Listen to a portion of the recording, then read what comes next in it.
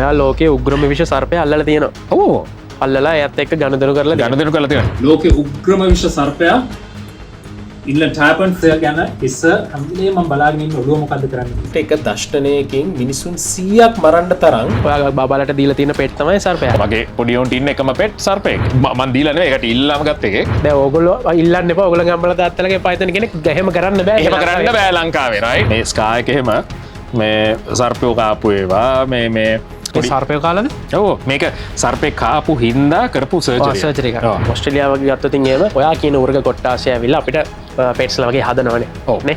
ඒවල් වල ඉන්නවා ඕන විදිහකට ආතල් එකේ ඉන්න පුළුවන්. අනිවාර්යයෙන්. ලංකාවේ බෑ අයියේ ලංකාවේ බැරි. ලෝකයේ ඉහළින්ම ඉන්න සර්පයෝ බහුතරයක් ඔස්ට්‍රේලියානු මහද්වීපයේ තමයි හම්බෙන්නේ. දැන් ඔය ඉන්ලන්ඩ් පැත්තේ. ඔව් ඉන්ලන්ඩ් ටයාපන් කියන එක තමයි ලෝකයේ උග්‍රම විෂ ප්‍රබලතාවයක් තියෙන සර්පයා. ලංකාවේ හම්බෙන උග්‍රම විෂ සර්පයක් තමයි මගමරු ආහෙවත් තෙල් කරවලා. මෙයත් අර ලෝකයේ টොප් 10 ඒ ලෙවල් එකට අයිති වෙන්නේ නැහැ. ඩේන්ජරස් ලෝකේ භයානක ඒ කියන්නේ භයානක කියන්නේ මිනිස් මරණ සංඛ්‍යාව අතින් බැලුවොත් ඒකට දායක වෙන්න ලංකාවේ සර්පයෝ කීප දෙනෙක් ඉන්නවා. විශේෂයෙන් ඔය තිප්පොළඟ අපි රසල් ස්වයිපර් කියන එක. වැඩිම මිනිස් මරණ සංඛ්‍යාවක් වෙන රටක් තමයි ශ්‍රී ලංකාව.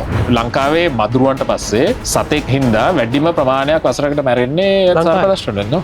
ලංකාවේ ස්ටිමේට්ස් අනුව 300ක් විතර මිනිස්සුන් මැරෙනවා සර්ප දෂ්ටවල. අවුරුද්දකට. පෙට් කියන සංකල්පය ඊට වඩා ගොඩාක් විහිදිලා තියෙන්නේ. අර උරගයෝ කියන්නේ අපි ලොකු පොඩි නැරෝ පාත් එක්ක ඉන්නේ. බල්ලෝ පූසෝ.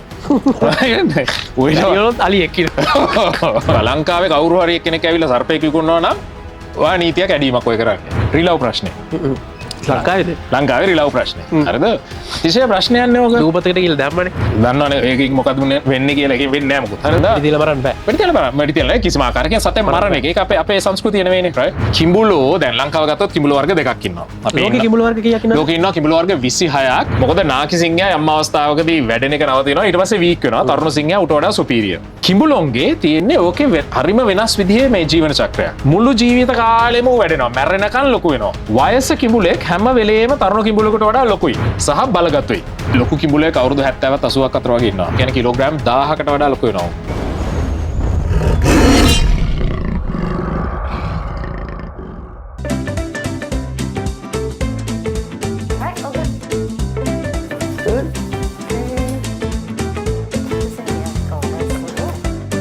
Royal Canal's puppy growth program provides everything your dog needs for the ideal foundation for a healthy life.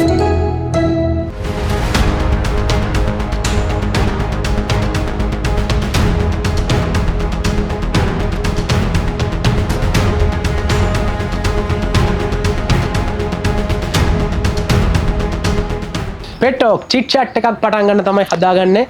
ඉතින් දාන්න කියන කට්ටිය දන්නවා මේ වෙද්දී සයන්ටිස්ට් කෙනෙක් නැත්නම් අපි කිව්වේ විද්‍යාඥයෙක් කන්ටෙන්ට් ක්‍රියේෂන් එකකට එනවා කියලා කියන්නේ පොඩක් වෙනස් දෙයක්, පොඩක් අමුතු දෙයක්. හැබැයි ලංකාවෙන් ඉඳලා ලංකාවේ ජීවත් වෙලා ඉගෙනගෙන ඉවරලා මේ වෙද්දී ඕස්ට්‍රේලියාවේ ඉන්න විද්‍යාඥයෙක් නැත්නම් සයන්ටිස්ට් කෙනෙක් තමයි රුචිර සෝමවීර මහත්මයා. අයිබෝන්. අබෝනසන් බොහොම ස්තුතියි මට මේ අවස්ථාව ලබා දුන්නට ඉන්වයිට් කරාට. ඉතින් මේක අයියා මේ වෙන අපි ෆ්‍රෙන්ඩ්ලි යන chat එක. අනිවාර්යයෙන්. ඔයා දැකලා තියෙනවනේ. බලලා තියෙනවා ඒ channel එක ලොකු following එකක් ඉන්නවා. අනික හරි මේ හරි ලොකු විවිධත්වයක content කරනවා. ඉතින් ආස දෙයක් මම. ඇත්තටම මේ අපිට තියෙන chance එක නැති වෙන ඔයා මෙහෙම ඇවිල්ලා content කරන්න ගත්තාම. මොකද මේ ළඟින්වත් යන්නේ නැහැ. ඔය කට්ටිය කරන ඒවා බලපුවාම. ඇත්තටම මේ රුචිර සෝමවීර කියන්නේ එසේ මෙසේ කෙනෙක් නෙමෙයි. මං සයන්ටිස්ට් කෙනෙක් කියලා කිව්වොත් හරි. ඔයා ඇත්තටම කවුද? මෙමයි දැන් මගේ වෘත්තිමය පැත්තෙන් ගත්තොත් මම වෘත්තිමය විද්‍යාඥයෙක්. ඒ කියන්නේ ප්‍රොෆෙෂනල් සයන්ටිස්ට් කෙනෙක්. පූර්ණ කාලීන රස්සාව විදියට ෆුල් ටයිම් ජොබ් එක විදියට සයන්ස් එකක්, ඒ කියන්නේ සයන්ස් බේස්ඩ් වෙච්චි විශේෂයෙන් වනජීවීන් සහ පරිසරය ගැන හදාරන මගේ කරන්ට් ජොබ් එක ගත්තොත් මම principal scientist and lead for ecology for Stantec. Stantec කියන්නේ ලෝකේ තියෙන පස්වෙනිට වගේ විශාලතම කන්සල්ටන්සි ෆර්ම් එක. අපේ ස්ටාෆ් එකේ ඉන්නවා 38700ක් විතර. ඉතාලම විශාල එකක්. ඒකේ මම ඕස්ට්‍රේලියාව සහ පැසිෆික් රීජන් එක බාර ඉන්න ප්‍රධාන විද්‍යාඥයා වශයෙන් ඉන්නේ. ඉතින් ලොකු ටීම් එකක් මැනේජ් කරගෙන පරිසරය සංරක්ෂණය කරන එක ගැන රජයවල් වලට ඒ වගේම ලොකු ආයතන වලට මල්ටිනේෂනල් කම්පැනිස් වලට උපදෙස් අපයන එක තමයි මගේ පූර්ණ කාලීන රසාව. දැන් ඔයා ඉස්කෝලේ යන කාලේ ඉඳන්ම මේ සබ්ජෙක්ට් එකේ හිටියද නැත්නම් මේකට මෙන්න ඕන කියලා හිතාගත්තද? අනිවාර්යෙන් ඇවිදින්න පුළුවන් කාලේ ඉඳලා සත්තුන්ට පිස්සුවක් තිබ්බා. අර පොඩි කාලේ ඉඳලා ඒ කියන්නේ මගේ පොඩිම කාලේ මේ ෆොටෝස් අරන් බලපුවාම ඒ කියන්නේ අම්මලා තාත්තලා ඒ දවස්වල මතක නැතුණත් අම්මලා තාත්තා කියන විදිහට කාර් වෙනුවට අලියෝ මේ රූප තමයි මේ ෆොටෝ වලත් තියෙන්නේ. ඉතින් පොඩි කාලේ ඉඳලම තිබ්බ පිස්සුව තමයි කවදා හරි විද්‍යාත්මක වෙනවා කියන එක. ඒක මේ අර මුල්ල ඉඳලාම ඒ කියන්නේ ප්‍රයිමරි ස්කූල් ඉඳලාම ඒ සඳහා ඒ පාත් එක ගැන මට ඒ කාලෙම අවබෝධය තිබ්බා. ඒ කියන්නේ අවබෝධය කියන්නේ මේ ඒක තමයි වෙන්න ඕනේ කියන මේ ආශාව සහ ඒම් එක තිබ්බා. අලි පිස්සුවකුත් තිබ්බා. අලින්ගෙන් තමයි පටන් ගන්න තියෙන්නේ. ඒ කියන්නේ පරණ ඔක්කොම ෆොටෝ වල අලි තමයි ඉන්නේ. නමුත් ටර්නින් පොයින්ට් එකක් තියෙනවා ඔය උරගීන්ට ආපු අවස්ථාවක්. දැන් උරග පිස්සුව. දැන් උරගයෝ තමයි මේ ප්‍රධානම මගේ කියන්නේ ස්ටඩි මගේ ආචාර්ය උපාධියට PhD එකට ඊට පස්සේ පෝස්ට් ග්‍රැජුවේට් ෆෙලෝෂිප් එක PhD එකට පස්සේ කරන මේ ඒ අවදි හැම එකේම උරගයෝ ගැන තමයි ස්පෙෂලයිස් කරේ.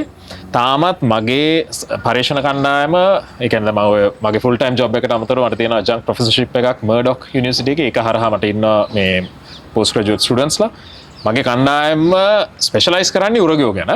නමුත් මේ කියන්නේ පොදුවේ වනජීවීන් වනසතුන් ඔක්කොම ගැන ලොකු ආසාවක් තියෙනවා. දැන් අපි ඔයාගේ කන්ටෙන්ට් බලනවා. ඔයා ඕස්ට්‍රේලියාවේ ඉඳන් කරනවා. ඊට පස්සේ තව රටවල් ගිහිල්ලා කරනවා. ඒතකොට අපි මෙහි ඉඳන් බලන මේ මෑත කාලේ තමයි පටන් ගත්තේනේ. දැන් මම මාස 7ක් විතර ඇති. අත්‍තරම මේ මට ලොකු ආසාවක් ඊට කලින්ලුත් මම මේ කන්ටෙන්ට් ක්‍රියේට් කිරීමක් කරලා නැහැ. නමුත් මම සෝෂල් මීඩියා හරහා මට ආසාව තිබ්බා මිනිසුන්ව දැනුවත් කරන එක. මෙන්න ලෝකයේ ඔය අලි කොටි වලස්සුන්ට අමතරව තව සත්තු ඉන්නවා. හරිද? උන්ගේත් හරි ලස්සන කතා තියෙනවා කියන ඒ පණිවිඩය දෙන්න උවමනාව තිබ්බා. ඉතින් ඒක අර ටිකක් මේ සීරියස් විදිහට ඊට කලින් මම නිකන් Facebook එකේ පෝස්ට් එකක් දානවා. ඕවා තමයි ඉතින්. නමුත් ඊට දැන්ට මාස 7ක් 8කට වගේ කලින් තමයි අත්‍තරම පටන් ගන්න කිහිප දෙනෙක්ගේම මේ ඒ කියන්නේ මේ උනන්දු කිරීම මත මං හිතුවා මේ දැන් මං ලෝකයේ එක රටවල් වල වැඩ කරනවා, මගේ කණ්ඩායම වැඩ කරනවා, අමුතු සත්තු අපට හම්බ වෙනවා. මට පෙන්වන්න ඕන වුණා මේ මෙන්න ලෝකයේ අනික් පැතිවල විද්‍යාඥයෝ කරන වැඩ ඉන්න සත්තු. මොකද ඔය ෆීල්ඩ් එක අශාන් ගොඩාක් වෙලාවට අපි දකින්න ෆොරින කෙනෙක්නේ. හරිද? අපි දකින්න ෆොරින කෙනෙක් ලෝකෙ වටේ ගිහිල්ලා සත්තු අල්ලනවා. මේවා මට පෙන්වනවා අපේ උන්ටත් පුළුවන්. අපිටත් පුළුවන් අපේ එකෙකුටත් මේක පුළුවන් කියලා. හරිද? ඉතින් ඒක මට ඇත්තටම හරිම සන්තෝෂයක්. දැන් මේ ගමනේදී හම්බෙච්ච ප්‍රතිචාර අනුව ඒකෙන් ඉන්ස්පයර් ප්‍රතිචාරයක් තියෙනවානේ. මං හිතන්නේ ඒක තිබ්බ අර රික්ට් එකක් මේ වැකියුම් එකක් ඒ විදිහේ කන්ටෙන්ට් එකක්. රයිට්? ඒ කියන්නේ සංචාරයව ගොඩාක් තියෙනවානේ. තාම හොඳ channels තියෙනවා. නමුත් මේක ඊයින් පොඩ්ඩක් වෙනස් එකක්. මොකද එතෙන්ට ගිහලා ඔයා කරන දේ හැමෝටම කරන්න බෑ. අනික දැන් ඒ කියන්නේ මම ප්‍රසන්ටර් කෙනෙක් විදිහට නෙවෙයි. මම විද්‍යාත්මක වශයෙන් අර අපි කරන දේවල් නේ පෙන්නන්නේ hands on. මෙන්න මගේ කණ්ඩායම. මෙන්න අපි කිඹුලෙක් අල්ලලා ටැග් කරන හැටි. මෙන්න ඊටාම ගැඹුරු මුහුදේ ඩයිව් කරලා අපි මුහුදුනයි හදාරන හැටි. රයිට්? ඒක අර පර්සනල් දෙයක්. රයිට්? එතකොට ඒක පොඩ්ඩක් වෙනස්. මම නිකන් ප්‍රසන්ටර් කෙනෙක් විදිහට ගිහිල්ලා කවුරු හරි කියපු කතාවක් කියනවට වඩා. ඉතින් මං හිතන්නේ අන්නේ වෙනස තමයි පුද්ගලයන්ට පොඩ්ඩක් දැනලා තියෙන්නේ. ඇත්තටම මා ලස්සනයි ටික. thank you very much. දැන් මේ දැන් අපේ රට ඕගොල්ලන්ගේ දැන් ඕස්ට්‍රේලියාව වගේ ගත්තොත් එහෙම ඔයා කියන උර්ග කොට්ටාසය ඇවිල්ලා අපිට පෙට්ස්ලා වගේ හදනවනේ. නේ? ගෙවල් වල ඉන්නවා. ඕන විදිහකට ආතල් එකේ ඉන්න පුළුවන්. අනිවාර්යයෙන්. ලංකාවේ බෑ අයියේ ලංකාවේ බැරි. ඔතන මේ අශාන් දැන් අත්‍තරම ලංකාව විතර නෙවෙයි බැරි රටවල් ගොඩක් තියෙනවා. බෑ කියලා කිව්වට ඉන්න කට්ටිය ඉන්නවා. එහෙම තියාගෙන ඉන්නවා. දැන් ලංකාවේ fauna and fauna protection ordinance එක නැත්නම් වනජීවී ආරක්ෂා ආඥාපනතය අනුව ආරක්ෂිත සත්ව කාණ්ඩ ඉන්නවනේ. ඒ යටතේ උරගයෝ ගත්තොත් ඔක්කොම උරගීන්ගෙන් ආරක්ෂිත ඒකේ ලිස්ට් කරලා නැති සත්තු ඉන්නේ 5 දෙනයි. ඒ ඇවිල්ලා අපි අර සම්ප්‍රදායිකව උග්‍ර විෂය කියපු සර්පයෝ 5 දෙනා. මොකද යම් කිසි සතෙක් නීතියෙන් ආරක්ෂා කරපුවාම මොනියම් හේතුවකට ඔය සතාට හානියක් කරොත් ඒක වරදක්. හරි? දණ්ඩ නීති සංග්‍රහණය වරදක්.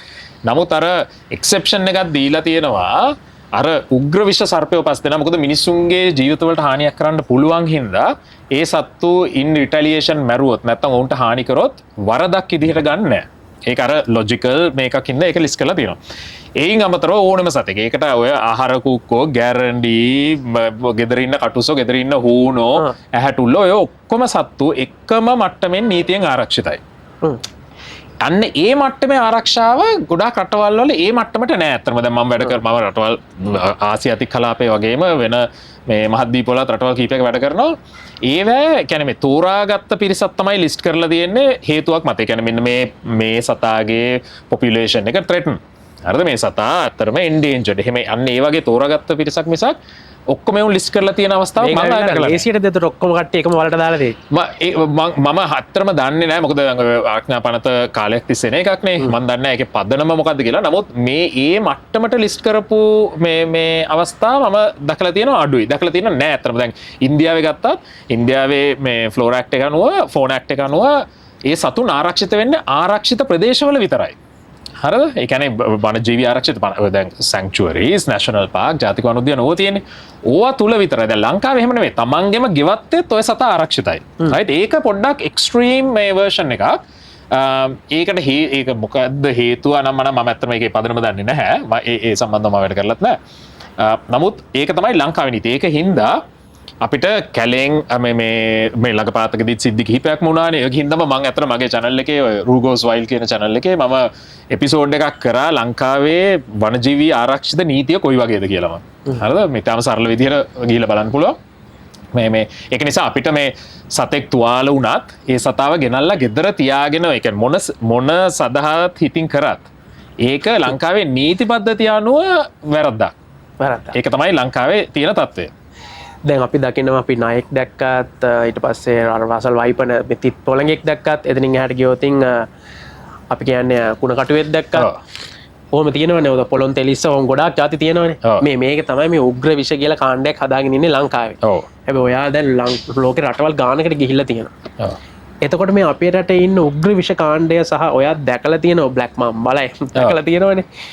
ඒගොල්ලොන්ගේ අතර කොහොමද තියෙන වෙනස? දැන් අපේ රටේ පල්ලෙහායි දේක විෂ කට්ට තියෙනවා. right. දැන් ඕක දැන් ඔය අපි හිතන තරම් ලේසි සහ සරල කතාවක් නෙවෙයි. හරිද? දැන් සතෙක්ගේ විෂ මනිනස් ඉතාම ස්ටෑන්ඩඩ් ඒ කියන්නේ සම්මත වෙච්ච විද්‍යාත්මක ක්‍රම තියෙනවා. දැන් අපිට බෑනේ පොළගේ කල්ලම් මිනිසුන්ව හප්පවලා කී දෙනෙක් මැරුණාද කියලා බලන්න බෑනේ. right? ඒක නිසා සතෙක්ගේ විෂේ ප්‍රබලතාවය මනින්නේ LD50 එහෙම නැත්නම් lethal dosage 50 කියන ක්‍රමය අනුව. ඒකෙදි කරන්නේ සර්පයෙක්ගේ විෂ දොවලා ඒ විෂ ඉන්ජෙක්ට් ඒ විෂයෙන් බලනවා මීයන්ගේ නියදියකින්. නියදියක් කියන්නේ සාම්පල් එකක්. මීයන්ගේ නියදියකින් 50%ක් මරන්න කොච්චර විෂ ඕනේද? මීයෝ 100ක් ඉන්නවා නම් 50ක් මරන්න අර සතාගේ විෂ මිලිග්‍රෑම් මිලිලීටර් කීයක් අවශ්‍ය වෙනවද? ඕක තමයි lethal dosage 50 කියලා කියන්නේ.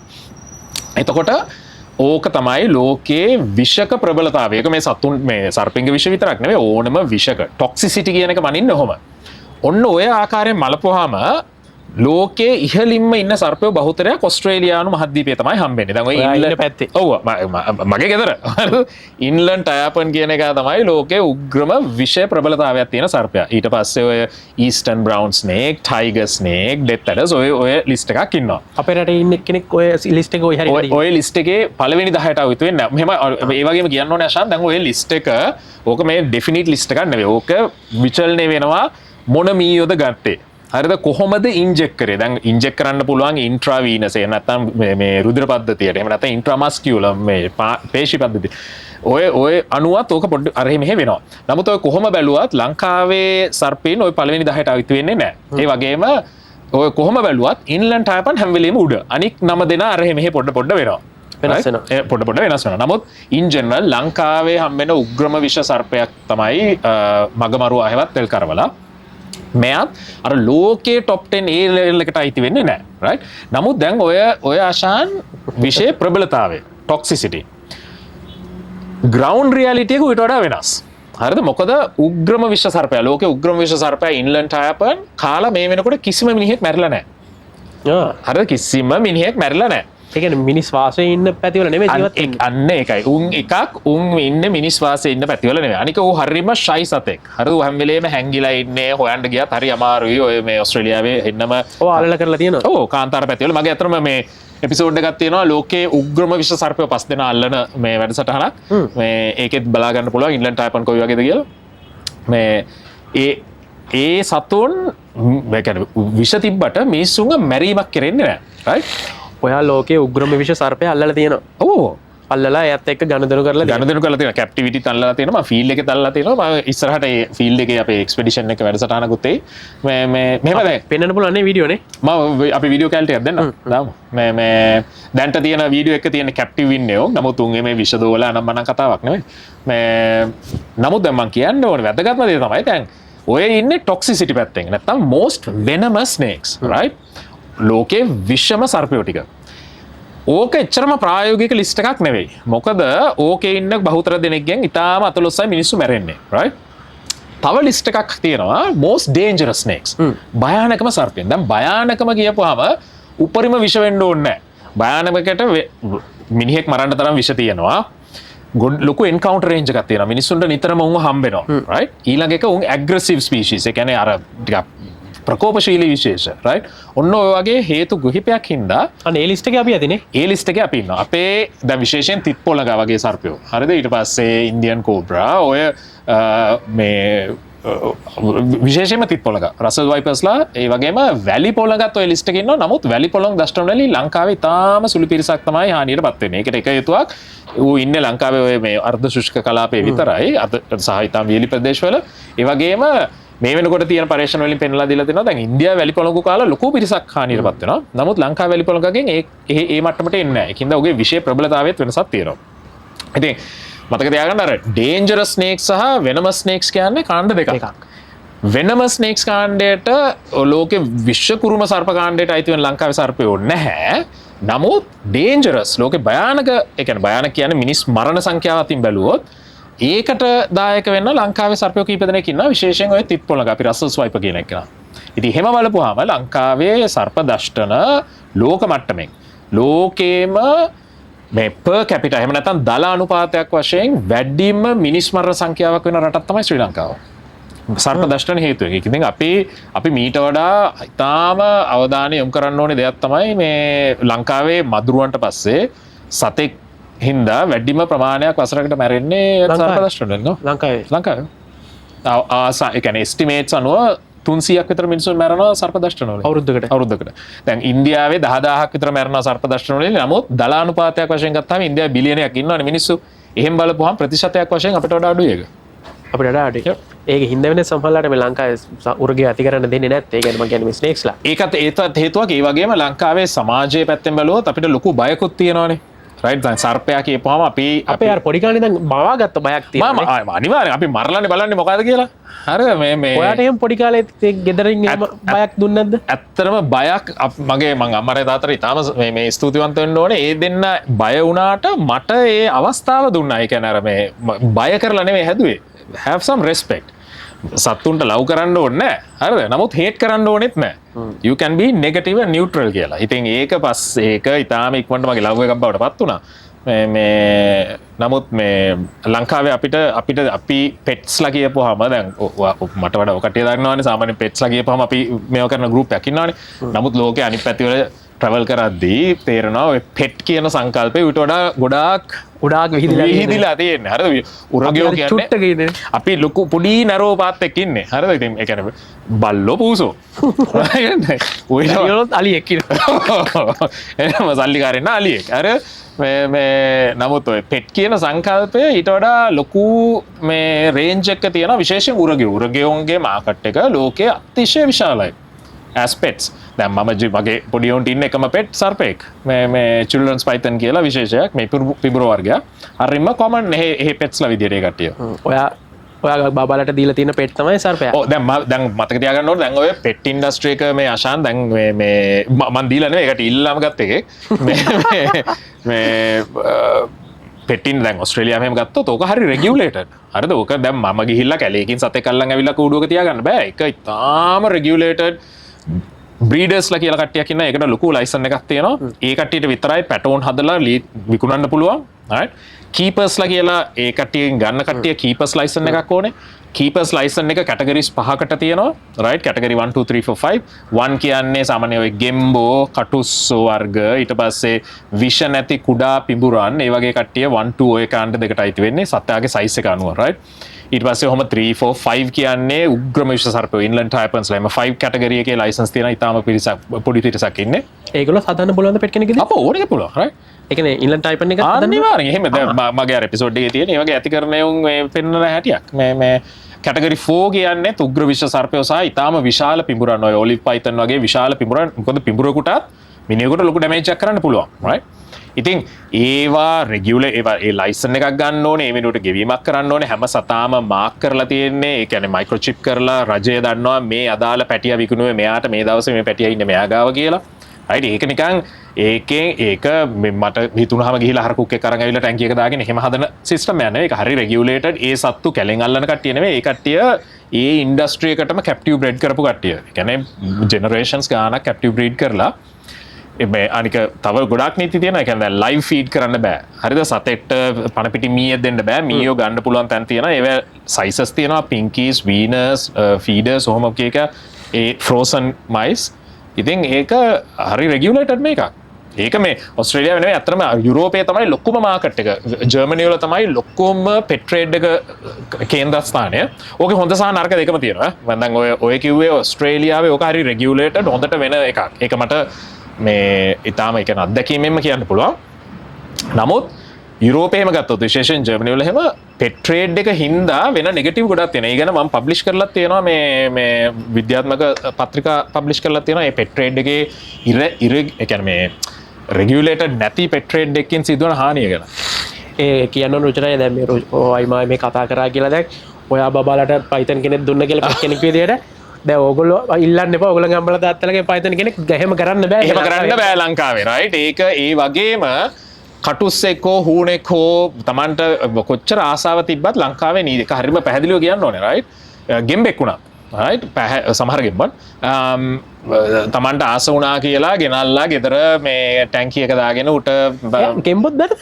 ගෙම්බොන්ගේ ආරක්ෂිත ගෙම්බෝ ටිකක් ඉන්න ඒ කට්ටිය බෑ right. මේ නමුත් අනික ඒවා දැන් අපි දැනුවක් ඇතුව කරන්න ඕනේ දේවල් right. දැන් ඔය කැප්ටිව් රෙප්ටයිල් කෙනෙක් උරගේක් පෙට් කෙනෙක් විදිහට තියාගද්දී ඒකට ඒ සතාට සපයන්න ඕනේ මේ පරිසරය. දැන් උදාහරණයක් විදිහට ගෙදර ඇතුළත නම් තියෙන්නේ UV lamps ඕනේ. හරිද? heaters ඕනේ.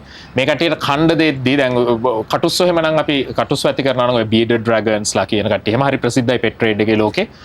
ඔය එක හූනන් වර්ග leopard geckos ලා එහෙම tokay geckos දෙද්දී ඒ කට්ටියට දෙන මේ ඉන්සෙක්ට්ස් ලා ඔය ක්‍රිකට්ස් ලානේ දෙන්නේ. ඒ කට්ටියව කැල්සියම් පවුඩර් වලින් ඩස්ට් කරලා දෙන්නේ. නැත්නම් උන්ට ඕනේ තරම් කැල්සියම් හම්බෙන්නේ නැහැ ඇට කටු වලට right. ඔය වගේ ඒක මේ නිකන් අර එළියට ගිහිල්ලා ගෙම්බ එකක් ළඟ අවිල්ලා දාලා හදන්න පුළුවන් එකක් නෙවෙයි right. ඒ සතුන්ගේ සුබ සාධනයට ලොකු මේ තියෙන ක්‍රමවිධි. අපි අර බල්ලොන්ට පුසොන්ට කැල්සියම් පවුඩර් එකක් හරි ටැබ්ලට් එකක් කරලා දෙනවා. ඒ වගේම තමයි උරගින්ට. හරිද? උරගින්ගේ කැල්සියම් හරිම වැදගත් එකක්. මේ ඇට කටු වලට විතරක් නෙවෙයි බිත්තර වලට. right. බිත්තර දාන සතුන්ගේ බිත්තර හැදෙන්න කැල්සියම් හරි වැදගත්. ඒක නිසා උරගියෝ ඇති කරද්දී ඔය දෙන කෑම ඩස්ට් කරනවා කැල්සියම් and multivitamins වලින්. right. ඒක ලොකු ඉන්ඩස්ට්‍රි එකක්. දැන් සාමාන්‍ය එහෙ පෙට් ෂොප් එකකට ගියාපුවම රෙප්ටයිල් අයිල්ස් වෙනම තියෙනවා. රෙප්ටයිල්ස් රට ඕනේ කෑලි. right. මෙහෙ එහෙම එකක් නෑ. මේත් ඔය ගෙන්නන කට්ටියකින් දානමෙන් තමයි ගෙන්නන්නේ. ඒ වගේ වැඩ කිසිසේත්ම පැටලෙන්න එපා. ලංකාවේ කවුරු හරි කෙනෙක් ඇවිල්ලා සර්පෙක් විකුණනවා නම් ඔයා නීතියක් ඇඩීමක් ඔය කරන්නේ. එහෙම ප්‍රශ්නයක් තියෙනවා. ඉතින් මේ ඒකත් එක මතක කරගන්න රුචනයි අපි මේ ඉන්නේ ජෙට්ෆින් කොලම්බෝ 7 එකේ.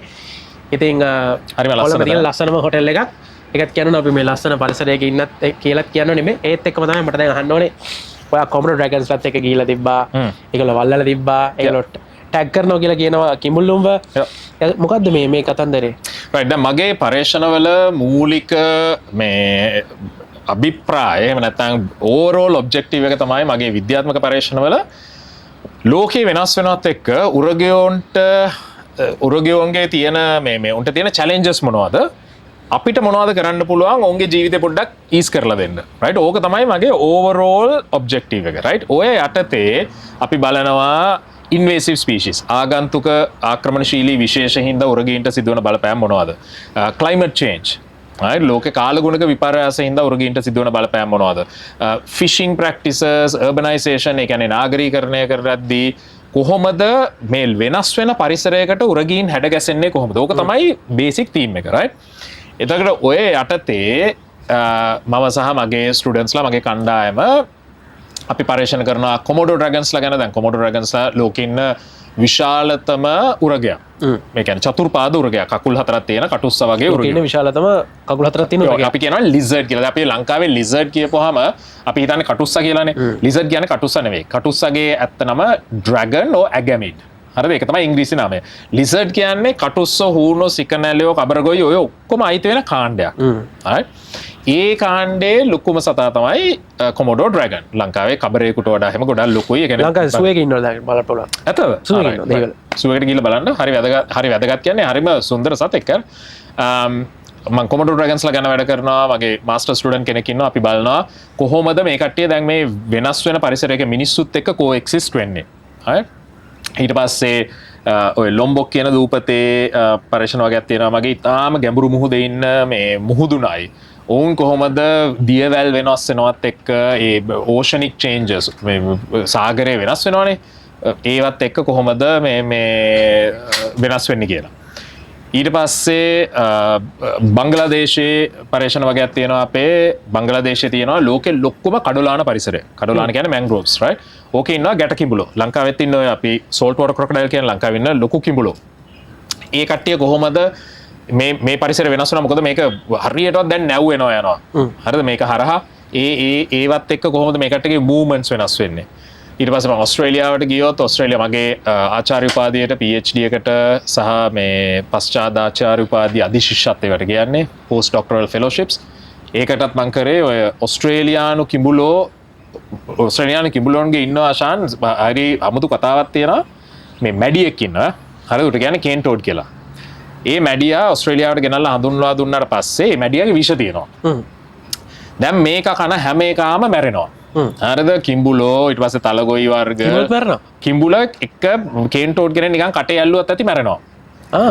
ඒක ගැන තමයි මගේ ලොකු පරීක්ෂණ ප්‍රමාණයක් වෙන්නේ. ඉතින් කොහොමද අපි ඒකට මොකද්ද තියෙන පිළියම කියලා. ඉතින් ඔය වගේ අර උරගයන් සම්බන්ධව කොහොමද මූන්ට මොනවද තියෙන තර්ජන අපිට මොනවද කරන්න පුළුවන්. ඕක තමයි මගේ ප්‍රධාන පරීක්ෂණවල අරමුණ. මේකලෝ බේරගන්න එකනේ. මේකට බේරගන්න එක. right. ඉතින් ඒකට හරි අමුතු දේවල් අපි කරනවා. මේ දැන් ඔය දැන් අපිට සාමාන්‍ය මේ ඉන්වේසිව් ස්පීෂීස් එහෙම නැත්නම් ආගන්තුක විශේෂයක්කින් තියෙන තර්ජනය අඩු කරන්න අපි ට්‍රැඩිෂනලි කරන්නේ මේ ඒ ආගන්තුක සතා පාලනය කරන එකනේ. දැන් මම ඔකට අර දදුරුවේ මේ ස්නේක් හෙඩ්ස්ලා ගැන මම මේකත් අහන්නගේ අද විද්‍යාඥයෙක්ම මේක කිව්වොත් එහෙම තවත් පිළිගන්න ඕනේ. අනිවාර්යයෙන්. මේ දැන් සත් මේ ඉන්වේසිව් ස්පීෂීස් මැනේජ් කරද්දී එක දේවල් ගොඩක් කරන්න පුළුවන්. ප්‍රධානම කරන ලේසි මේක තමයි ඒ ආගන්තුක සතාව මැනේජ් කරන්න යන එක. ඒක තමයි ප්‍රධාන දේ ලෝකෙ වටේ කරන. හරිද? නමුත් ඒක ගොඩාක් වෙලාවට ප්‍රායෝගික නැහැ. මේ වෙනකොට ලෝකෙන් ඉන්වේසිව් ස්පීෂීස් එකක් ඉරඩි කරපු අවස්ථා ඉතාම අතලොස්සයි තියෙන්නේ. ඉතාම අතලොස්සයි. කන්ට්‍රෝල් කරන්න පුළුවන්. හරිද? ඉකොලොජිකල් ඉම්පැක්ට් එකක් එහෙම නැත්නම් පරිසරික ව්‍යසනයක් වෙන්නේ නැති මට්ටමට ඌව මේ අඩු කරන්න පුළුවන් වුණාට නැති කරන්න බෑ. දැන් ඔය දදුරුවේ ඔය සතා ඔහම නෙවෙයි ලංකාවේ හැම මනුස්සයාටම බිලි පෙත්තක් දීලා ඕක ගිහිල්ලා අල්ලන්න කිව්වත් ඕක අල්ලලා ඉවර කරන්න බෑ. ඒක ප්‍රායෝගික දෙයක් නෙවෙයි. right. මේ නමුත් අපිට එහෙම ඉරඩිකේෂන් නෙවෙයි අවශ්‍ය වෙන්නේ කන්ට්‍රෝල්. ඔයාට හිතන විදිහට කොහොමද මේ සබ්ජෙක්ට් එක මම කියන්නේ මේ ස්නේක් හෙඩ් කියන සබ්ජෙක්ට් එකේදී දැන් අපිට මාර විදිහට ප්‍රශ්නයක් වෙලා තියෙනවනේ මේක. ඔව්. කොහොමද කන්ට්‍රෝල් කරන්න පුළුවන් කියලා. දැන් ඔතන දැන් මේ අශාන් තියෙනවා කරුණු කිහිපයක් බලන්න. එකක් තමයි යම් කිසි සතෙක් ඉන්ට්‍රොඩියුස් වෙච්ච පළියට. හරිද? මේ හඳුන්වා දුන්න පළියට එයා ආක්‍රමණශීලී වෙන්නේ නැහැ. ඉන්ට්‍රොඩියුස්ඩ් ඇන්ඩ් ඉන්වේසිව් කියන්නේ ඉතාම වෙනස් සංකල්ප දෙකක්. හරිද? ලෝකේ ගොඩාක් සත්තු ඉන්නවා ඉන්ට්‍රොඩියුස් කරලා තිබ්බට ඉන්වේසිව් නැහැ. වෙන්නේ නැහැ. right.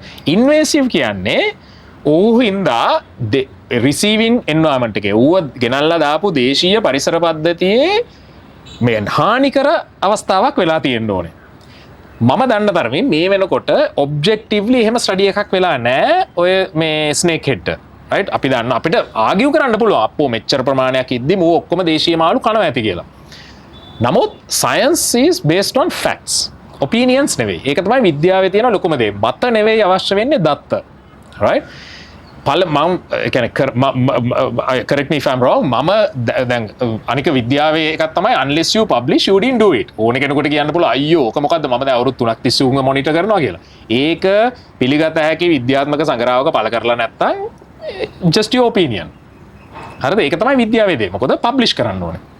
මේ වෙනකොට objectively publish කරපු එකක් මම දැකලා නැහැ. සමහරවිට පරීක්ෂණ සිදු වෙගෙන යනවා ඇති.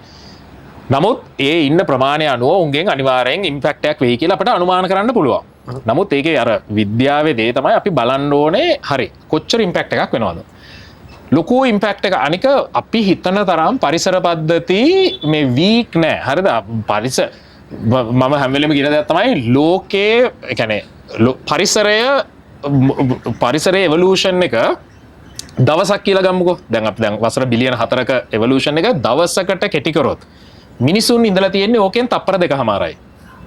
හරිද? ඒ කියන්නේ මිනිසා ලෝකයේ පත් වෙලා තප්පර 2මාරයි ගිහිලා තියෙන්නේ මුළු ලෝකයේම දවසක් කිව්වොත්. හරිද? ඒ කියන්නේ අපි දන්නේ ඊටාම පොඩි ප්‍රමාණයක්. හරිද? අපි සමහරලාට මේ විසඳුම් දෙන්න යනවා වසර මිලියන ගාණක් ඉවෝල්ව් වෙලා තියෙන සිස්ටම්ස් වලට. nature is not that pathetic. හරිද? nature bounce back වෙනවා ඕනේ වෙලාවක වෙනසක් වුණාම. දැන් මගේ මේක ෆීල් එක මේක තමයි මම හදාරන්නේ ලෝකෙ වටේ right. ඒකින්ද මම දන්නවා මොකක් හරි ඉන්වේසිව් එකක් ආපුවාම බැලන්ස් අවුට් වෙනවා මේ පරිසර පද්ධතිය. ඒකින්ද පළවෙනි දේ තමයි අපි ඇත්තටම දැක ගන්න ඕනේ okay is there an impact? if there's an impact මොකක්ද ඊට පස්සේ කරන්න පුළුවන්? දැන් මාළුව කන්ට්‍රෝල් කරන්න පුළුවන් ලෝකේ එක පැතිවල කරන වැඩ ගොඩක් තියෙනවා. එකක් දැන් මේ වෙනකොට ලොකු අවධානයක් යොමු වෙලා එකක් තියෙන සිස්ටම් එකක් තමයි CRISP ටෙක්නොලොජි කියන්නේ. right? CRISP කියන්නේ genetically modified මේ සතුන්ව වෙනස් කරනවා. ඒක එක විදිහට වෙනස් කරන්න පුළුවන්. දැන් ඔය කරලා තියෙන එක සිස්ටම් එකක් තමයි මේ daughterless genes කියන ඒවා. ඒ කියන්නේ ප්‍රජනනය කරද්දී හම්බෙන හැම පැටියම පිරිමි සතුන්. right?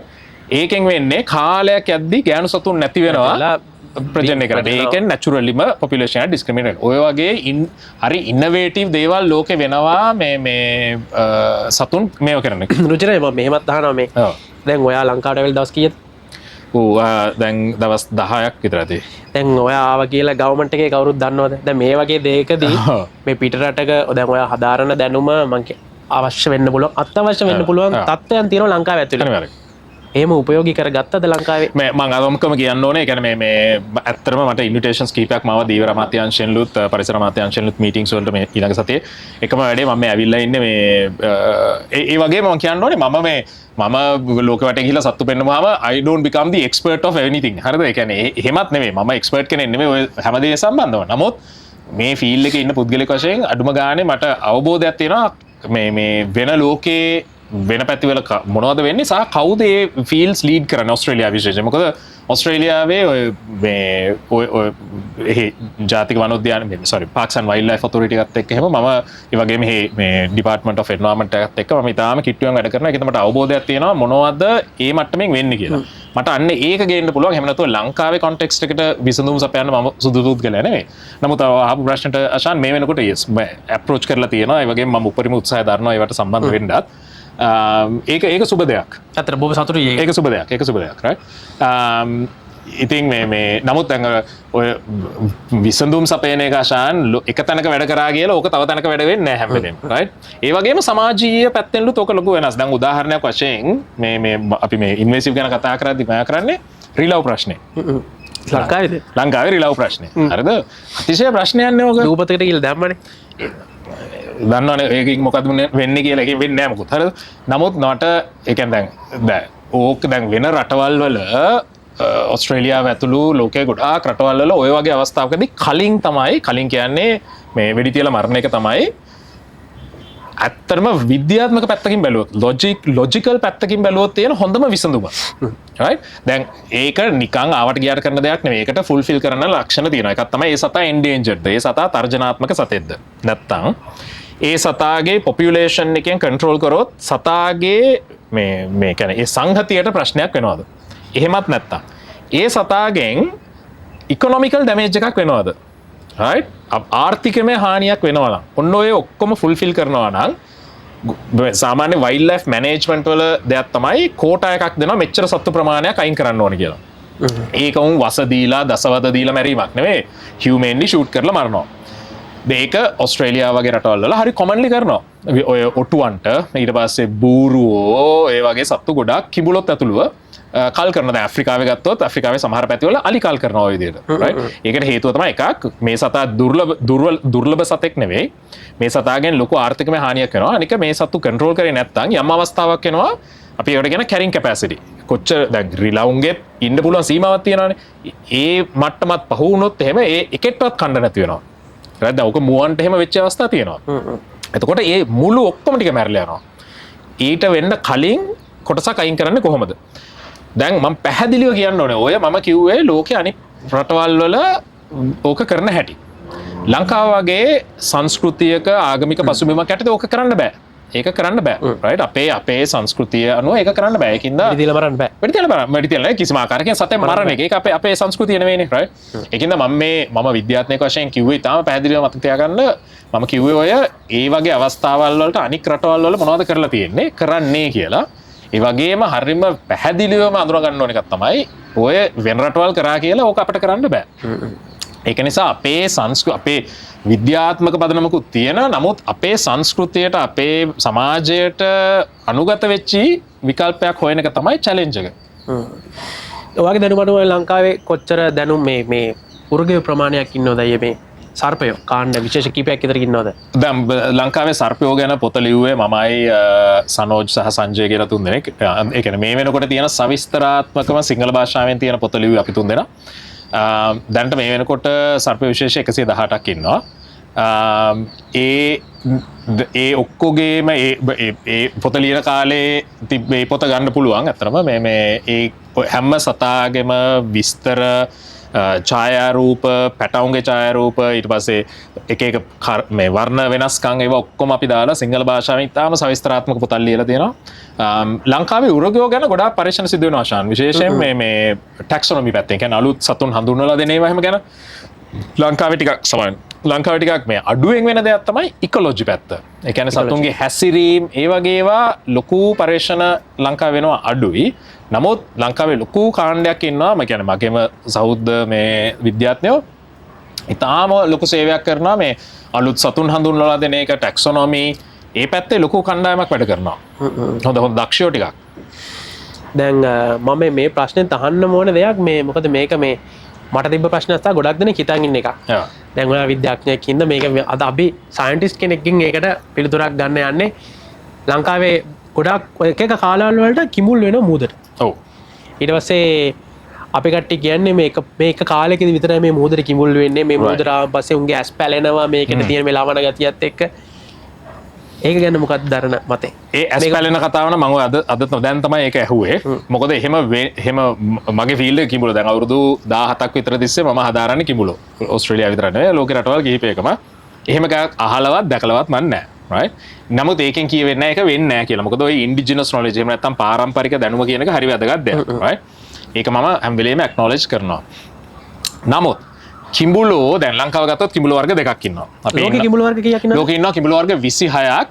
සමහර කට්ටිය අනුව 27ක්. මොකද එක විශේෂයක් දෙකකට බෙදලා තියෙනවා. ඒක ගොඩාක් විද්‍යාඥයෝ පිළිගන්නේ නැහැ. ඒ අනුව 26 තමයි ස්ටෑන්ඩඩ්. 26න් දෙකයි තමයි ලංකාවේ ඉන්නේ. ලංකාවෙන් දෙකක් ඉන්නවා. right? එතකොට ලංකාවේ ඉන්නවා හැල කිඹුලා හේවත් ඇල කිඹුලා කියන එක නා ෆ්‍රෙෂ් වෝටර් ක්‍රොකොඩයිල් එහෙම නැත්නම් මග. මෙයා තමයි ලංකාවේ දැන් වියලි කලාපයට ගියොත් වැව් වල අමුණු වල ඔය පොඩි මේ ඇල දොළවල් වල හම්බෙන්නේ මෙයා. ඊට පස්සේ ඉන්නවා ලංකාවේ ගැට කිඹුලා හේවත් සෝල්ට් වෝටර් ක්‍රොකොඩයිල්. එයා ඔය පැසිෆික් ආක් එකේ මේ කියන්නේ ලංකාවෙන් අරගෙන ඊට පස්සේ පාකිස්තානේ ඉන්දියාව බංග්ලාදේශ ඔය පැත්තෙන්ම ගිහිල්ලා ඕස්ට්‍රේලියාව පැසිෆික් දූපත් යනකම් ඌ ඉන්නවා. right? ඔය පැසිෆික් ආක් එකේම ඌ හම්බෙනවා. මේ සෝල්ට් වෝටර් ක්‍රොකොඩයිල් නම කියනවත් වගේම අපි ගැට කිඹුලා කියන එක්කනට සම්පූර්ණ කරදියේ ජීවත් වෙන්න පුළුවන්. එයාට ඒක කිසිම ප්‍රශ්නයක් නැහැ. right? ඒකට ටික ඇඟ හැදිලා තියෙනවා. අපි ඔස්මෝසිස් කියන එක මේ කියන්නේ ලවණ බැලන්ස් කරගන්නට හොද්දට හැදිලා තියෙන්නේ. එයාට ඒක කිසිම ප්‍රශ්නයක් නැහැ. ගැටලුවක් වෙන්න විදියක් නැහැ. කිසිම ගැටලුවක් වෙන්නේ නැහැ. ඒ වගේම ඒ කට්ටිය සම්පූර්ණ මිරිදියේ ඉඳලා කිවුල් දිය එහෙම නැත්නම් කලපු දියේ ඉඳලා කරදියට යනකම් ඔය පරිසර පද්ධති ඔක්කොගේම උහම්බෙනවා. ඒකින්ද මේ ඔය කියන විදිහේ දෙයක් වෙන්නේ නැහැ. නමුත් ඔය කාලයකට යනවා කියන එකට හේතු කිහිපයක් වෙන්න පුළුවන්. එකක් තමයි වර්ෂා කාලයේදී මේ ගංගාවල් වල ෆ්ලෝ එක වැඩි වුණාම. අනික එක තමයි බ්‍රීඩිං සීසන් එකේදී පිරිමි සතුන් ගෑනු සතුන් හොයාගෙන යනවා. උන්ගේ වසම් වැඩි වෙනවා. උන්ගේ රේන්ජ් එක වැඩි. ඔය වගේ හේතු කිහිපයක් හින්දා සමහරලාට කලින් දැකලා නැති පැති වල කිඹුලු හම්බෙන්න පුළුවන්. ඒක තමයි මේ වෙලා තියෙන්නේ. ඒක තමයි වෙන්නේ. අනික දැන් ඔය හරි සුන්දර දෙයක් තියෙනවා සත්ත්ව ලෝකයේ. දැන් අපි වැඩෙන හැටි විදි දෙකක් තියෙනවා. හරිද? දැන් කට්ටියක් ඉන්නවා R selected කට්ටියක් ඉන්නවා K selected කියලා. දැන් සිංහයෝ එහෙම ගත්තොත් මිනිසුත් ඇතුළු. හරි දැන් අපි වැඩිගෙන ගිහිල්ලා යම් අවස්ථාවක වැඩෙන එක නවතිනවනේ. ඊට පස්සේ අපි වෙන්නේ අපි ඇඟෙන් ලොකු වෙන්නේ අපි වයසට යනවා. එතකොට වීක් වෙනවා ටික ටික right? ගොඩාක් මේ සතුන්ගේ තියෙන ඔය සිස්ටම් එක. එතකොට ඒකින්ද තමයි දැන් අපි ඔය මේ සිංහෙක් එහෙම ගත්තොත් අපි දකිනවනේ මේ තරුණ සිංහයෝ ගිහිල්ලා නාකි සිංහයාව මරලා ඒ ප්‍රයිඩ් එකයි ඒක උගේ ටෙරිටරි එක ඔක්කොම අල්ලගන්නේ. ඒක කරන්න පුළුවන්. මොකද නාකි සිංහයා යම් අවස්ථාවකදී වැඩෙන එක නවතිනවා. ඊට පස්සේ වීක් වෙනවා. තරුණ සිංහයා උට වඩා සුපීරියර්. කිඹුලොන්ගේ තියෙන්නේ ඕකේ හරිම වෙනස් විදිහේ මේ ජීවන චක්‍රයක්. උන්ට තියෙන්නේ කේ සිලෙක්ෂන් එකක්. උන්ගේ සිද්ධිය තියෙන්නේ කෑම තියනවා නම් මුළු ජීවිත කාලෙම වැඩෙනවා. මැරෙනකන් ලොකු වෙනවා. රයිට්? ඒක හින්දා වයස කිඹුලෙක් හැම වෙලේම තරුණ කිඹුලෙකුට වඩා ලොකුයි සහ බලගතුයි. ඒකින්ද තරුණ කිඹුලෙකුට අර නාකි කිඹුලෙක්ව චැලෙන්ජ් කරලා ඌව මරලා උගේ ටෙරිටරි එක ගන්න තියෙන හැකියාව හරිම අඩුයි. ඒකින්ද තරුණ කිඹුලෝ හැම වෙලේම අලුත් ටෙරිටරි හොයන්න ඕනේ. අන්න එහෙම හොයාගෙන යන කිඹුලොත් ওই විදිහටම හම්බෙන්න පුළුවන්. ඒ කියන්නේ වැඩිමල් කිඹුල තමයි හැමදෙස්සෙම හැම විදිහටම අර නාකි කිඹුලා තමයි ලොක්කා. හරිද? තරුණ කිඹුලෝ හැම වෙලේම continuously they have to look for new territory. ඒකින්ද දැන් ඔය ඕස්ට්‍රේලියාවේ හැම ලොකු ප්‍රශ්නයක් අපි කලින් කවදාවත් කිඹුලෝ දැකලා නැති පැති වලට දැන් කිඹුලෝ එක එක එනවා. ඔස්ට්‍රේලියාව කියනක මේ කිඹුලුන්ගේ කේස් එකේදී පොඩි ඒ කියන්නේ චැලෙන්ජ් එකක් තියෙන රටක් නේ. චැලෙන්ජ් එකක් කියන්නේ ඕස්ට්‍රේලියාවේ කිඹුලෝ ඉතාම හොඳට මැනේජ් කරනවා. ඒක හින්දා දැන් කොච්චර මැනේජ් කරනවද අවුරුද්දකට 250ක විතර වෙඩි යන්නත් දෙනවා. ගන්නත් දෙනවා. එච්චරකට අපේ කිඹුලෝ ඉන්නවා. ඔව්. මරණනේ ස්පෝ නිකන් ඒ කියන්නේ මේ ෆාම්ස් වලට එහෙම අල්ලන් යනවා. කිඹුල් ෆාමින් ලොකු දෙයක් ලෙදර් ඉන්ඩස්ට්‍රි එකට. ඊට පස්සේ මේ ප්‍රශ්න තියෙන දැන් කිඹුල්ලෝන්ට තියෙන කෑමත් ගොඩක් වැඩි. මොකද මීහරක් සහ ඌරෝ වල්ලූරෝ ඉන්ට්‍රොඩියුස් වෙලා තියෙනවා ගොඩාක්. ඒකින්ද උන්ට කලින් තිබ්බේ නැති ප්‍රමාණයක් කෑම තියෙනවා. ඒ වගේම ලීගලි ප්‍රොටෙක්ටඩ්. හරිද? ඉස්සර 1972 විතර වෙනකන් කිඹුලෝන්ව මරන්න දුන්නා හිතව හැටියට. දැන් කරන්න බෑ. ඒකින්ද මුන්ගේ දැන් පොපියුලේෂන් එක ඉතාම ලොකු වෙගෙන යන්නේ. වැඩි වෙලා තියෙන්නේ. ඒකින්ද මුන් දැන් ව්‍යාප්ත වෙනවා. දැන් ඔය මම ඉන්නේ වෙස්ටර්න් ඔස්ට්‍රේලියා කියන ප්‍රාන්තයේ. අපි දැන් ඔය කලින් හම්බෙච්චි නැති බ්‍රූම් එහෙම කියන ඩර්බි කියන එහෙම පැතිවල දැන් කිඹුලෝ එක දෙක එනවා. ආපුවම වෙඩි තියෙනවා. ඒ කියන්නේ වෙන මැනේජ් කරන්න විදියක් නැහැ. රයිට්? වයිල්ඩ් කොච්චර කාලයක් ජීවත් වෙනවද? කිඹුලෝ සාමාන්‍ය ලොකු කිඹුලෙක් අවුරුදු 70ත් 80ක් අතර වගේ ඉන්නවා. ඒක දැන් ලොකු කාලයක් ජීවත් වෙන සතෙක්. යා. එතකොට කිඹුලා කියන්නේ එකක්, ඇලිගේටර් කියන්නේ එකක්ද? ඔස්ට්‍රේලියාවේ දෙකම ඉන්නවද? මොකද්ද මේ? රයිට්. කිඹුල්ලෝ මම කියවනේ 26ක් ඉන්නවා කියලා. ඕකේ කාණ්ඩ 4ක් ඉන්නවා. right? කිඹුලෝ එහෙම නැත්නම් crocodiles එකක්. උන් ඉන්නවා විශේෂ 13ක්. ඊට පස්සේ ඉන්නවා caimans ලා කියලා කට්ටියක්. හරිද? caiman. ඊළඟට ඉන්නවා alligator. alligatorලා වර්ග දෙකක් ඉන්නවා. American alligator සහ Chinese alligator. ඊට පස්සේ ඉන්නවා gharial කියලා තව එකෙක්. හරිද? gharial හෙවත් gavial.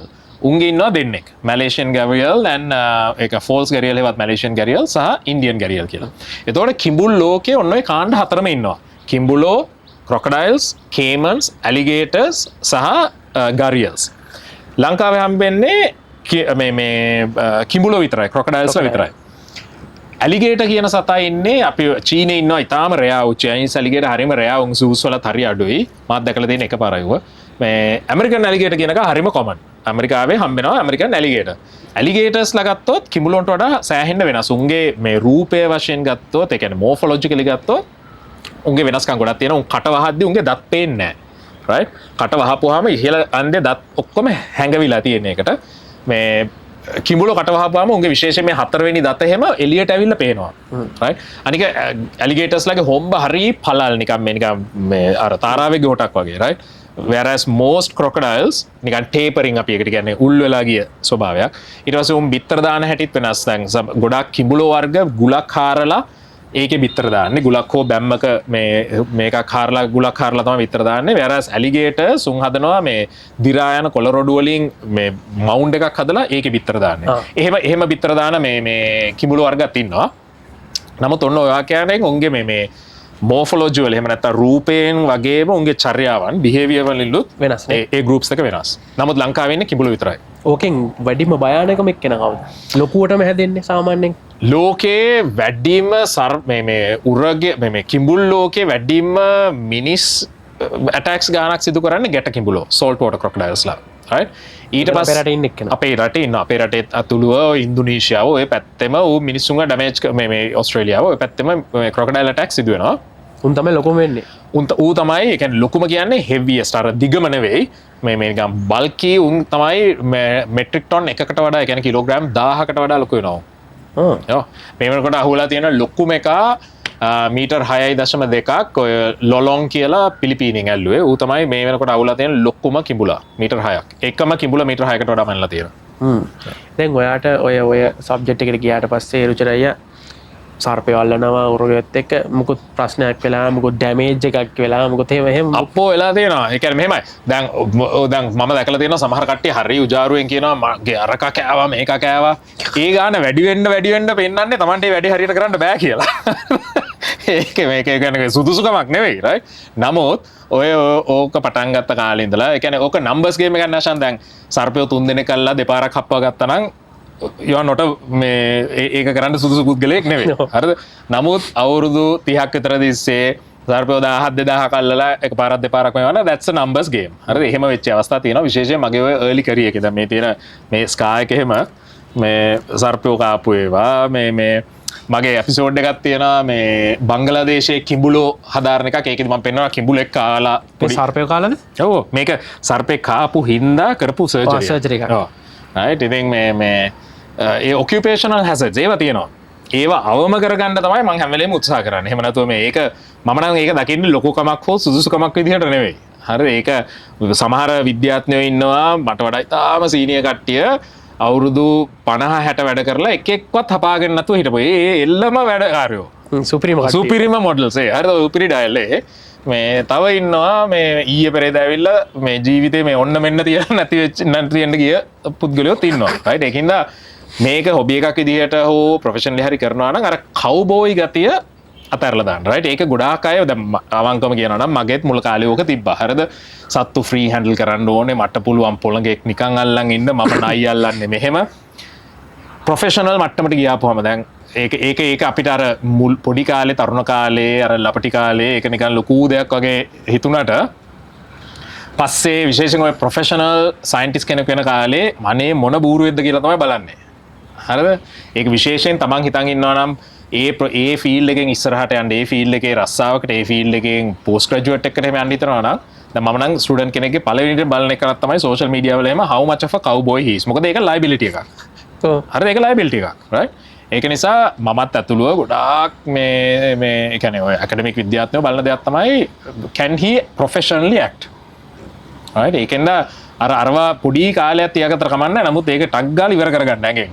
තංගාල යවා ගන්න ඇම්ම. හැබැයි ලංකාවෙත් ඔය සර්ප ප්‍රශ්නේ තියෙන හින්දා ඔයත් දැකලා ඇති YouTube එකේ තියෙනවා ඔය සර්පය අල්ලන කීප දෙනෙකුත් ඉන්නවා ලංකාවේ ඇතුළේ.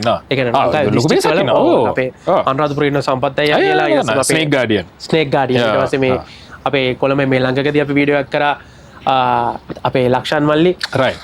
ඉතින් මේ ගොඩක් කට්ටිය මේ විහිදිලා ඉන්නවා. ඒගොල්ලන්ට මොකද දෙන පණිවිඩයක් තියෙනවා මේ අල්ලන විදියවල් ඔයා දැකලා තියෙනවද? අනිවාර්යෙන්. දැන් අතන මේ මෙහෙම මට ඒකට ප්‍රීච් කරන්න බණ කියන්න ඕනේ නැහැ. මොකද මේ පුද්ගලයෝ සර්පයෝ දහස් ගාණක් අල්ලලා හොඳ පදම් වෙච්චි චරිත ටිකක් ඉන්නවා. අතන දැන් ඔය හබර්න ජගන් ඔය මේ ඊට පස්සේ මේ සම්පත් ඒ කට්ටිය අතිශය දැනුමක් සහ අත්දැකීම් තියෙන පුද්ගලයෝ.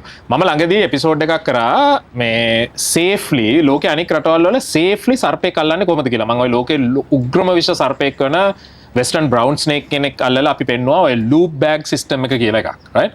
මගේ channel එකේ තියෙනවා ගිහිල්ලා බලන්න ඒක හරි ලේසියෙන් ගෙදර හදාගන්න පුළුවන් ගැජට් එකක්. ඒකේ වැදගත්කම තියෙන්නේ කිසිම අවස්ථාවකදී සර්පයාට අත තියන්න හෝ ඌ අල්ලලා බෝතල් වලට ඔබන්න හෝ පොහොර වලට ඔබන්න හෝ කිසිම අවශ්‍යතාවයක් නැහැ ඒකක් තිබ්බනම්. හරිම ලේසියෙන් හදාගන්න පුළුවන් ගැජට් එකක්. අපි විද්‍යාත්මක පරීක්ෂණවලදී ඒකෙන් විතරයි සත්තු අල්ලන්නේ. මේක ලංකාව වගේ නෙවෙයි ඊට වඩා තිශ්‍ය මේ විෂසහිත සර්ප මේ පරීක්ෂණ වලට අල්ලනවා. නමුත් ඒක තමයි ලෝකේ ස්ටෑන්ඩඩ් සේෆ්ම විදිහ ගෙදරකට ආපු සර්පෙක් අයින් කරන්න හෝ පරීක්ෂණයකදී සර්පෙක් අල්ලන්න ඒක කියනවා ලූප් බෑග් සිස්ටම් කියලා. ඉතින් ඒක ගැන විස්තරාත්මකව හදපු මේ එපිසෝඩ් එකක් තියෙනවා මේ රූගෝස් වයිල්ඩ් channel එකේ. ඒක බලන්න මට මේ ලංකාවේ සර්පය අල්ලන කට්ටියට උපදෙස් දෙන්න තරම් මේ එහෙම අවශ්‍යතාවයක් නැහැ. නමුත් මේ මට කියන්න තියෙන්නේ ඒ කියන්නේ සමහර ඒවා not worth it. හරිද? not තමන්ගේ ජීවිතෙන් වන්දි ගෙවීම තේරුමක් නැහැ. ඒකින්ද ඔය කරන දේ ඔය ෆ්‍රී හැන්ඩලින් හරිද? සතෙක් මේ මට කොකු ඕනේ නැහැ මං ඊට වඩා පොරක්. ඒක පොරත්තයක් නෙවෙයි. අත්තර මේක නිකන් හරි නිකන් ලාමක අදහසක් හිතලා බලද්දි. right? ඒකින්ද තේරුමක් නැහැ. ඊට වඩා ඒක සතාටත් කරදරයක් නොවේ. තමන්ගේ ජීවිතේට තවදානමක් නැතුව කරන්න පුළුවන් විදි තියෙනවා. ඉතින් ඒවා පුළුවන් තරම් කර ඒවා අනික අඳින පළඳින ඒවා බූට්ස් දෙකක් දාලා මම දැක්ක ගොඩක් කට්ටිය අතර මේ විදිහට තමයි කරන්නේ. මේ අදාළ මේ සේෆ්ටි ප්‍රිකෝෂන්ස් ලුත් එක්ක කරනවා නම් සාරගෙන තම ගොඩක් කට්ටිය ඔව් එහෙම තමයි කරන්නේ. ඒක හොඳ ට්‍රෙන්ඩ් එකක්. ඒක හොඳ ට්‍රෙන්ඩ් එකක්. මේ එහෙම කරනවා නම් තමන් එකක් ඉදිරියට එන්න ඉන්න කට්ටියට හොඳ ආදර්ශයක් දෙනවා එකෙන්. රයිට්. අනික සර්පයාටත් කරදරයක් නොවි. ඒ කියන්නේ සර්පේ කල්ලලා ඔය පොඩි බෝතල් වලට එහෙම ඔබන්න ඕනේ නැහැ. ඊට වඩා ලේසියෙන් කරන්න පුළුවන් දේවල් තියෙනවා. ඉතින් ඒ පිළිබඳවත් පොඩ්ඩක් අවධානය යොමු කරන්න. මොකද ඒව තමයි ස්ටෑන්ඩඩ් ඔපරේෂන් ප්‍රොටෝකෝල්ස් SOPs කියලා ලෝකයේ සර්පයෝ ගැන ලොකු පරීක්ෂණ කරන කණ්ඩායම ඔක්කොම පාවිච්චි කරන විදිය. උචන දැන් මම මේ කරන්න දැන් ඔය අලියෝ ගැන මුලින්ම කතා කරපු හින්දා ලංකා අලි මිනිස් කැටුමක් තියෙනවානේ. අනිවාර්යයෙන්. ඒක කොහොමද ඔයා දකින්න කියලා අපිට පොඩි අදහසක් දෙන්න. මෙහෙමයි තමයි අලි මිනිස් කැටුම නම් ඒ කියන්නේ මේ පිළිබඳව අශාන් මම අධ්‍යයනය කරලා නැහැ. නමුත් මම දන්න තරමින් අධ්‍යයනයන් රසක්ම සිදු වෙනවා. right මට මම මේ ගමනේදීත් මම ඇත්තටම මේ කාලය ගත කරා යාල ජාතික වනෝද්‍යානයේදී ඩොක්ටර් සුමිත් පිළපිටිය එක්ක ඒ පිළිබඳව වැඩ කරන තවත් විද්‍යාත්මයෙක්. ඉතින් ඒ මහත්තයාගේ අදහසුත් ඔක්කොම එක බලද්දී අත්‍තරම මෙතන තියෙන්නේ මේ ඇඩ්මිනිස්ට්‍රේටිව් ප්‍රශ්න සමහර ඒවා. ඒ කියන්නේ ලංකාවේ ස්වභාවික පරිසර පද්ධති එක ආයතන යටතට අහු වෙනවා. right සමහර ඒවා වන සංරක්ෂණ දෙපාර්තමේන්තුවේ සමහර ඒවා වනජීවී සංරක්ෂණ දෙපාර්තමේන්තුවේ යනකොට අනිත් එකෙන් බ්ලොක් අනිත් එක අන්න එතන ඒ වගේ ප්‍රශ්නක් තියෙනවා. උතන ඔය තියෙන අලියාගේ සහ මිනිහාගේ ප්‍රශ්න විතරක් නෙවෙයි. තව ඇඩ්මිනිස්ට්‍රේටිව් ඒ ප්‍රශ්නත් එක්ක හරි කොම්ප්ලිකේටඩ් දෙයක්. නමුත් එක වින්ස් තියෙනවා. ඔය හැම ඒ කියන්නේ අපි විද්‍යාඥයෝ එක දේවල් දැනගෙන දියුණු වෙච්චි ඉම්ප්‍රූව් කරපු ඒවල් තියෙනවා. ඉතින් අර කම්ප්ලිකේටඩ් ප්‍රශ්නයක් ඕක. ඔය දැන් අපි අලි මිනිස් කැටුම විතරක් කතා කරාට මේ අශාන් තව ඔය වගේ ගොඩාක් තියෙනවනේ. තියෙනවා. හරිද? දැන් කොටියෝ ඉන්නවා. කොටියෝන්ගේ ඊට පස්සේ රිලව් මොනරු. හරිද? ඒ වගේම අපි නිග්ලෙක්ට්ම කරපු එකක් තමයි සර්පයෝ. ඔය ඔක්කොම සත්තුන්ට වඩා මිනිස්සු මැරෙනවා මේ සර්ප දෂ්ටන වලින්. එතකොට දැන් සර්පයෝ මේගොල්ලෝගේ අතරත් දැන් අපිට ආවේනික සර්පයෝ ඉන්නවා. ඔව්. එතකොට දැන් මේ යන තත්ත්වයේ උඩ අපිට ටික කාලයක් ගිහලා සමහරවිට ආවේනික සර්පය දැක ගැනීමට හැකි වෙන්නේ නැති වෙනවා. ලංකාවේ කියන්නේ ජානමංකොල්ලෙන් ලොකුම තැනක ඉන්න කට්ටිය මේගොල්ලෝ අපේ රටේ තියෙන ආවේනික කට්ටිය එළියට අරන් යනවා. එතකොට මේ කොහොමද රැකගන්නේ අපි මේ ආවේනික සර්පයෝ දැන් මේ යන දැන් ඔය අලි මිනිස් කැටුම වගේ මිනිස්සුන්ගේ අතින් මේ මැරෙන සර්පයම රැකගන්නේ කොහොමද? ඒ කියන්නේ දැන් ඔකට මේ ඒ කියන්නේ ඕක එක විසඳුමක් තියෙන දෙයක් නෙවෙයි. ඒ වගේම මේ අශාන් කියනවනේ අපි කිව්වට ලංකාව ලොකු ජානමංකොල්ල තියෙනවා කියලා. ලංකාවට වඩා ඉතාම ඕක හුරා කරන රටවල්ලුත් තියෙනවා. හරිද? මේ ලංකාවෙත් ඕක නැතුව නෙවෙයි. ඒක අනිවාර්යෙන් තියෙනවා. ලංකාවෙන් ගෙනහිල්ලා කාලයකට කලින් ගෙනහිල්ලා මේ දැන් බ්‍රීඩ් කරලා මාකට් එකේ ඉන්න උරගයෝ ඕනේ තරම් ඉන්නවා.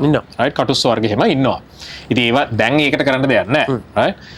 ඒ පිළිබඳව මේ මම ලියපු පත්‍රිකාවක් හිටන් තියෙනවා. මේ දැන් ඔය තර්ජනයට ලක් වෙලා වඳ වී යන සතුන් රැක ගැනීමට ඕකට එක වැඩපිළිවෙල ගොඩක් තියෙන්න ඕනේ. ප්‍රධානම එකක් තමයි awareness. මිනිස්සුන් ඕක ගැන දැනගන්න. දැන් ලංකාවේ සාමාන්‍ය පුද්ගලයෙකුට ලංකාවට ආවේනික සර්පයෝ 3-4 දෙනෙක්ගේ ෆොටෝ පෙන්නලා මේ මොකුත් දැවුවොත් 100% sure බහුතර දෙනෙක් දන්නේ නැහැ මොකක්ද කියලා. මොකද අපි දන්න නම් ටිකක් තියෙනවානේ මාපිලා, ගැරන්ඩියා, මේ ඇහැටුල්ලා ඔය නම් 4-5න් තමයි හැම එකම හඳුන්වන්නේ. right? ඉතින් පළවෙනි දේ තමයි ලංකාවේ ඉන්න අලි කොටි වලස්සුට ඇරෙන්න අනික ඉන්න සත්තු ගැන පොඩි අවබෝධයක් ලබා ගැනීමත් ඒකත් වැදගත් දෙයක්. ඉතින් මගේ නැෂනල් ජියෝග්‍රැෆික් සොසයිටි එකෙන් ස්පොන්සර් වෙච්ච ප්‍රොජෙක්ට් එකක් අපි මේ අවුරුද්දේ හෝ ඊළඟ අවුරුද්දේ කරන්න බලාපොරොත්තු වෙනවා මේ මාස් මීඩියා වලින්. හරිද? ඒ කියන්නේ සෝෂල් මීඩියා වලින් නෙවෙයි. මාස් මීඩියා හරහා ප්‍රධාන වශයෙන් සර්ප දෂ්ටනයකදී මොකද්ද කරන්න ඕනේ? දැන් ඕවා ගැන මේ වෙනකොට බණ වගේ කියලා තියෙනවා. right? ප්‍රශ්නේ තියෙන්නේ ගොඩාක් ඔය ඉන්ස්ට්‍රක්ෂන්ස් වල තියෙන්නේ මෙන්න කළ යුතු ඒවා 10ක් සහ මෙන්න කළ යුතු නොයුතු ඒවා 10ක්. මිනිහෙකුට ඕක මතක හිටින්නේ නැහනේ. right? ඒකින්ද අපේ අභිප්‍රාය තියෙන්නේ මේ ඊටාම පහසු විදිහට මෙන්න මේ තුන කරන්න. right? සර්ප දර්ශනයක් වුණොත් මෙන්න මේ තුන කරන්න. that's it. right? ඔන්න ඔය විදිහේ පණිවිඩයක් මිනිස්සු අතරට අරන් යන එක. right? ඒ අර ක්‍රීම තුන මොනවද? ඒකෙන් ලොකු වෙනසක් ඇති කරගන්න පුළුවන් සර්ප දර්ශන වලින් එන මරණ සංඛ්‍යාවෙන්. ඉතින් ඒ සඳහා මම ඔය ප්‍රොෆෙසර් අංජන සිල්වා ලංකාවේ ඉන්න මේ ප්‍රවීණතම මේ සර්ප විෂ පිළිබඳ විද්‍යාඥයෙක් අපි කිහිප දෙනෙක් එකතු වෙලා වැඩසටහනක් ඩිසයින් කරගෙන යනවා නැෂනල් ජියෝග්‍රැෆික් එක්ක. ඊළඟ එක තමයි කැප්ටිව් බ්‍රීඩින්.